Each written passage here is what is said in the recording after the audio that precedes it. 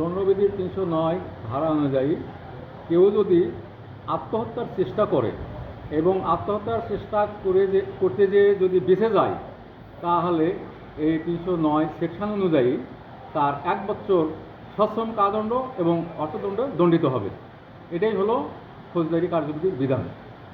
যদি হিরো আলম যদি সত্যি যদি আত্মহত্যার চেষ্টা করে থাকেন এবং এই ধরনের নাটকতা যদি করে থাকেন, তাহলে কেউ যদি কোনো আইনজীবী যদি এই ব্যাপারে মামলা করে, তার জেল হবে এবং জরিমানা হবে। এই ব্যাপারে আপনি কি মামলা করেন?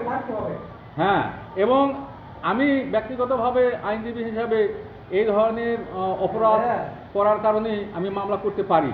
কারণ সমাজে এই ধরনের ঘটনা অনেকেই ঘটায়, নাটকতার কারণে বা আত্মহত্যা করার কারণে যদি মানুষ জানতে পারে, সঠিক যদি জানতে পারে যে আত্মহত্যা করা অপরাধ, আত্মহত্যা করার চেষ্টা করা অপরাধ, তবে এই ধরনের কাজ করা থেকে বিরত থাকবে। এই কারণে এই মামলাটা করা উচিত এবং আমি মামলাটা করব।